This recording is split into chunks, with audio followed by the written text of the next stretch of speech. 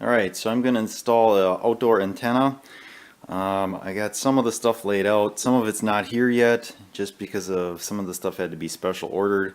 And then I learned some things along the way, trying to do it cheaper.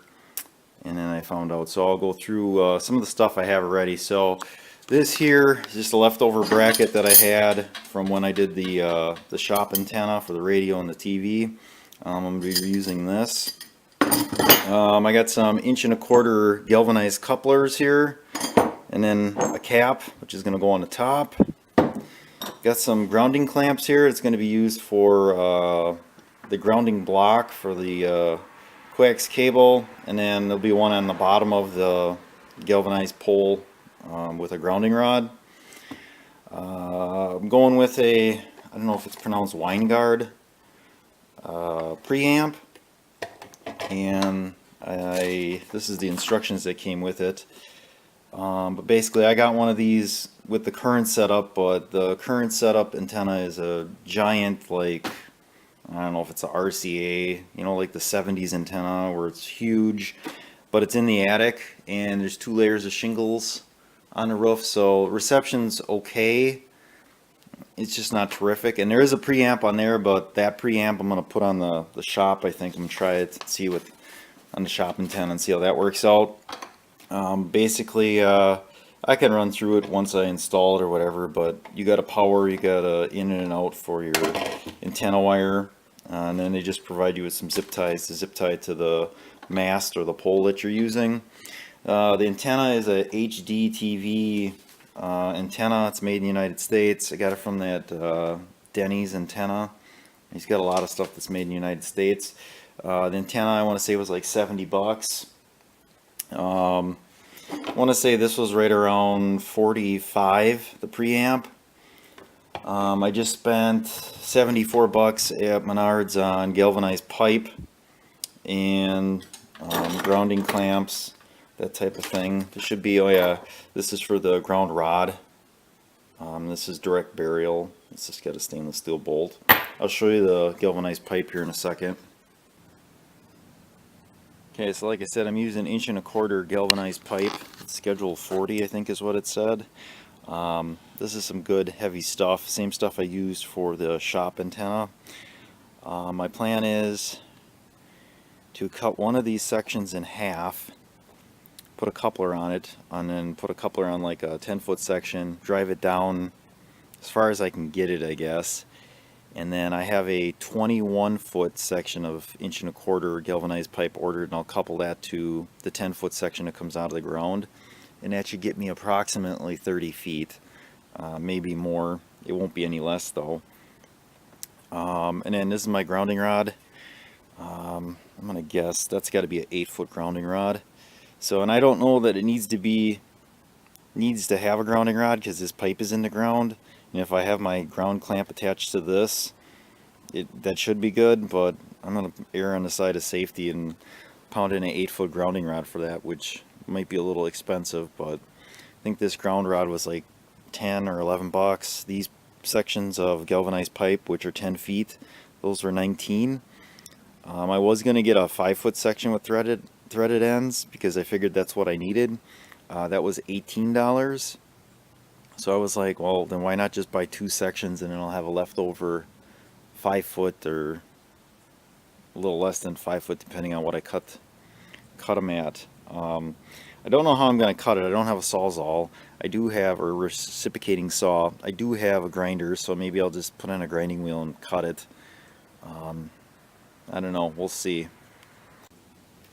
So this is going to be the location of the pipe. So it's going to be somewhere down in here, and then it's going to come up, and that standoff bracket's going to come off the fascia board right below the gutter there, and then that 20-foot section, 21-foot section will be, right above the gutter going up. This should be the best location here because I can just drill a hole through there and put a grommet in. That's what I forgot to buy, grommets.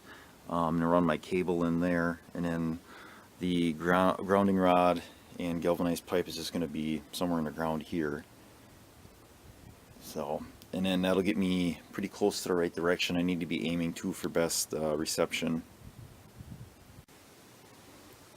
Alright, so this is what I have. So this bottom section of pipe here, this is a 5-foot section, and like I said I was going to do a cut with my grinder. Put a coupler on it, and I always never seize the threaded part just to keep it from rusting, because I don't know how much galvanizing is actually in the threaded part. And then I tighten that up, and I know it looks like there's a lot of threads showing, but when I looked in the bottom here, when I put the first part of the coupler on, it's almost bottomed out, so it's the same on the top and the bottom. So, and like I said, that's a 5-foot section on the bottom here, and there's about 18 to 20 inches sticking out of the ground. I stopped pounding on it because I was using a coupler on the top section on the roof here, and I was pounding, and what happened was, oh man, we got a lot of white light there. What happened was I ended up, the coupler got loose and I didn't realize it, and I think I just goofed up the threads on the coupler, because when I flipped the coupler around, it threaded on just fine, and so did that cap. Oops, that cap that I put up there for now, that's just so I don't get anything inside the pipe. And then on the actual fascia board there, I just used a 2x4 that I had some old stain, ran some screws in, they're decking screws, into the fascia board, and then I also ran leg screws into that bracket. Those actually go into the fascia board as well. Really, the west wind is what you got to worry about the most, and this is on the west side of the house, so we should be fine. And then, like I said, on the top of that pipe, I want to screw in another 21-foot section of galvanized 1.25-inch pipe. So then back on the bottom here, I'm running out of time, I got to get to work, that's why I kind of mid-sentence here.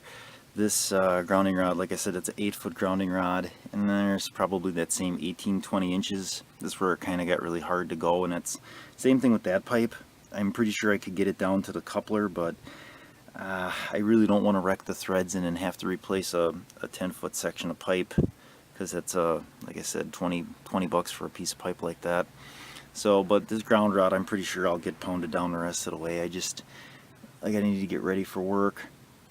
So, and then I'll have a ground clamp on the bottom there with a piece of copper wire over to this ground rod, or from the mast to the ground rod, and then up on top I'll do the same thing where I enter the house. I'll have a ground clamp probably somewhere in there, and then the like the little ground block for the coax, and then it'll go into the house somewhere over there in that corner. So that's where I'm at right now.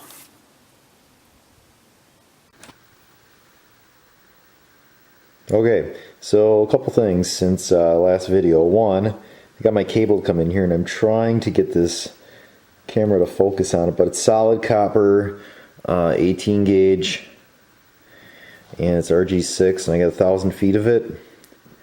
So, and it comes in this handy box here. Wow, that's amazing. I also got different cameras, so if the quality of the video is a little different, hopefully it's better. It should have something to do with the camera. I just picked up the last section of pipe here. This pipe is 21 feet long, and it actually measures 21 feet somewhere in here, so it's actually a little bit longer. For some reason they put the coupler on it. I'm assuming it's to keep the threads from getting damaged. On the other end they just used one of those red caps like on the other pipe. So I don't know which end I'm going to use yet for the that I'm going to put the antenna on, but that's 1.25 inch, schedule 40 galvanized pipe, and like I said, that was a special order, and it's 21 feet long. So I can attach the antenna, but the one thing I don't have, which is kind of irritating, I don't have a wire stripper for coax cable. I do have a crimping tool, which is good. So I have a crimping tool that uses these special connectors here, these, and this is the tool. It looks pretty pretty simple to use. These connectors are supposed to be watertight. I also got a watertight ground block, I believe is what they call it, which apparently I left in the house. Oh no, it's right here. So some of this stuff, like I said, I got offline. This is the grounding block here. That's what it looks like. So then it has like rubber ends too. It's supposed to be watertight. So I should have everything I need, minus the, like I said, the coax cable wire stripper. So what I'll probably do here, the plan is to get the antenna mounted, and then once I have it mounted to the galvanized pole, I'll run the line down a little ways, put my preamp on, run the line down however far it's got to go until it gets to the grounding block, and then from the grounding block in is where I'll have to punch a hole in the house or whatever. So we'll see how it turns out. Alright, so this is what I got. I got my cap on, the galvanized pipe here, got the bracket for the antenna, the actual antenna itself, and then this is where I'm mounting the preamp, just like that. So we'll see how this works. It should be a pretty decent setup. I'll have to take my coupler that I bought and put that on the section of pipe that's in the ground. And then, like I said, I need a wire stripper, so for the coax cable. So, and I, like all the fittings I put together, I always hit it with never sees just so it doesn't rust. It's gonna rust anyway, but it'll slow it down a little bit, I guess. I don't know, this camera's kind of, there we go. Well, that's cool. It looks like it's like really in focus. Alright. Alright, so we're going to make up some cable here. The tools that I've been using, a GB cable cutter, and that's actually used for like house wiring, but I used it for this project that I already had. A compression tool that you'll need if you're doing compression fittings, that I didn't have. I think that was like 26 bucks. Cable stripper, and this actually strips both the lead and the outer. I don't know if you can see that there's little metal blades in there. I think this was like 8, maybe 10 bucks. That's a Klein. And then compression fittings. I don't know exactly what these are. If they're made in the United States, I don't remember. I think they are, but they have an O-ring, so they're supposed to be watertight, and the outside here looks like it's stainless. And then the cable I'm using here is that Vextra RG6 18 AWG. So I'll show you how to make up some cable here, and this is how I've made up all of my cable. Hopefully I've done it right. Alright, so the first thing we're going to do here is cut the cable just to make sure we get a clean end. So I'm using my cutter here. There, you get a nice clean snapped end. Then you might want to kind of just squish this down just a little bit to kind of make it round, because it kind of ovals it a little bit. The next step is to take your wire stripper, and this, like I said, this one's a 2-stage. So if you look in there, you'll see that there's 2 basically razor blades inside. You can kind of see it. And then there's a stop on this back side here. So you hold it down, you push it in until it hits that stop, make sure it's all the way in, and you just release it. There's a spring tension in there. You just kind of twist it a few times, and then you'll see it's actually cut through where the copper is, and then these little tiny wires on the outside here on the jacket. And then what I've been doing here, and I think this is the correct way to do it, is you kind of back these off. Sometimes these little wires are broke off because when it's when the wire stripper goes through, it kind of cuts some of them.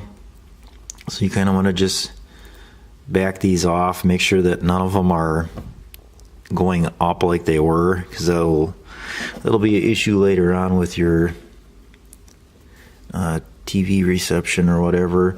So we get these all worked down like that. I think there's one still up here, yep. So this is the tedious part of the process here, because you really got to double check to make sure you don't have any of those ends there. If I can get this to, it wants to. Nope. There. So like that. And then what we're going to need is one of our ends. So these are, like I said, a compression fitting end. So this is what it looks like.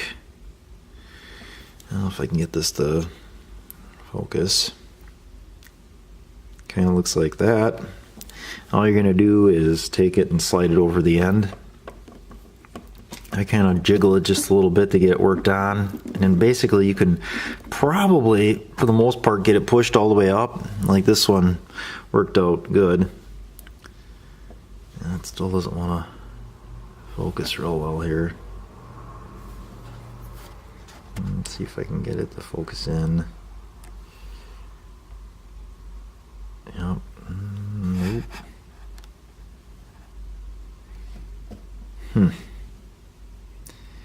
Well, anyway, you want to make sure that that white part on the inside, the little insulator, is all the way up inside the fitting.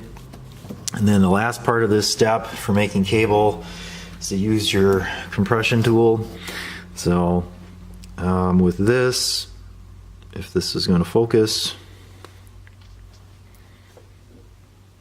okay, so you'll see this part here, and this is for two different types of cable, but all you do is pull this out and flip it around to the right type of cable that you're using. And then you'll see there's this part here is what actually does the, oops, that little metal circle in there, half circle. That's what makes the compression fitting. So you just kind of slide this in, make sure that this blue part is, man, it's hard to do here, like that. And then all you're gonna do, make sure that it's in there, and it'll kind of snap a little bit there. And now it's set to compress the rest of the way, and you'll watch this O-ring here, it'll just squeeze right in, and then that's it. That's your fitting then. So that's a completed, but that's a wonderful fitting there. It looks really good. So like I said too, these are a watertight connection or whatever, so that's good.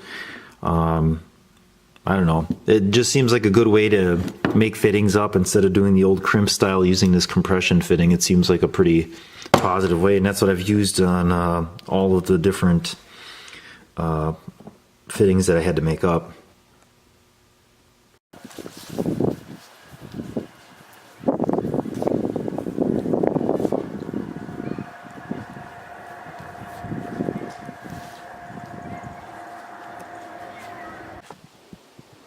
Okay, so October 31st, it's really cold and windy, but I got it done. I did make some changes to the overall idea behind it. So if you initially remember, I was going to use a 10-foot section of pipe on the bottom here and then make the connection with the 21-foot pipe above that standoff bracket. I tried doing that, and that was way too tall with any type of guy wires. I didn't feel safe with that at all. Even this 21-foot pipe, which makes the connection down at the ground here, still got a lot of sway. I'm kind of disappointed. I thought that one solid piece of pipe would be more rigid than having couplers in there, but I think two 10-foot sections with a coupler would actually be stronger. So, but it should work. It'll just run you through the setup. So like I showed in the shed, if we get it back to the top here. Alright, my battery ran out. So up on the top we got the antenna there, which is that Easy HD. Then we got the Winegard preamp, and then brought that down, and I made up all the coax cable myself from that spool. And then if we come up here, got a ground clamp that ties into the galvanized pipe, and then over, oops, right in here is that grounding block, and that is a watertight connection there that I used. So it's kind of got like two pieces of rubber, and as you screw the coax cable connectors in, it kind of tightens up around the connector. So, and I just used a piece of leftover wire for the ground wire. I didn't have anything that wasn't stripped, and I wasn't gonna spend any time stripping it down. And then as we come down, well, actually I can show you this. So this is where I went through the soffit, and all I did there was just use like a, I think it was a 3/8, no, quarter. I don't know, the hole I drilled was a 3/8 for the grommet, and I just ran the coax cable through that. And then coming down the pole here, there'll be a coupler at the bottom there, and then there's a 5-foot section that's driven into the ground. There again, now we got another ground clamp that's tied in, and I believe that's an 8-gauge copper wire. Oops, come on here. There it is. You can see it there. Oh, I lost her. There it is. And then that copper wire goes into the ground, and right in here is where that ground rod was. I just pounded it below the ground. So that's everything outside. I got it all buttoned up here now because it is getting cold. It's a very directional antenna. I tried facing it away from the direction I was supposed to be pointing it, just to see if I could pick up stations in a different direction, and then on like the back side of that antenna pick up my stations that I should be picking up, and it wouldn't. It picked up nothing.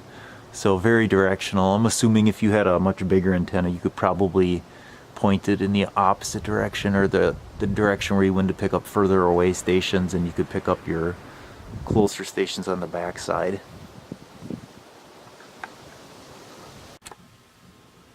Alright, so we're going up to the attic here, and I'll show you the last part of the install. This is my least favorite pastime here, is being up in the attic. It's always a pain. At least it's not super hot, but you have to wear a dust mask because of the insulation and whatnot. There we go. Okay, so it looks like kind of a mess, and it kind of is, and I'll explain what I got going on here. So if you look at that right there, that is the splitter for the new antenna. So I only have 3 dedicated TVs on that antenna there. And then if you look further down, right in there is where the I think it's called an injector. That's where that preamp gets its power from. There's an outlet over there, and the line comes in somewhere over there. It's hard to see. I got it all nailed up. I had all this nailed up at one time, and the antenna right in front of us here was the antenna I was using, and it just probably a couple factors. One, it's inside the building. There's 2 layers of asphalt shingles on the roof. That cuts down, and then the fact that I had this splitter here, which was full, and this splitter ran to another splitter, which is way down on the other end. You can probably see it. It's in the center of the screen there. Maybe I can zoom in.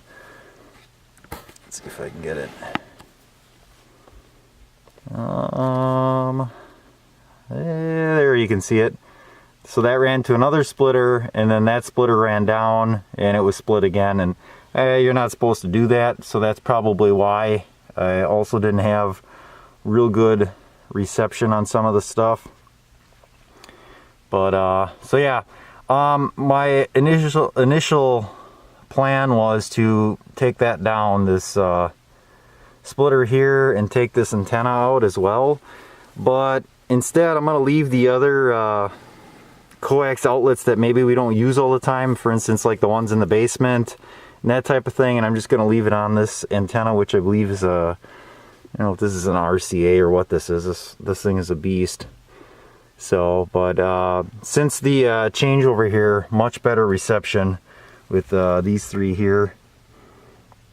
Basically 100% signal strength on every channel. So that's pretty good.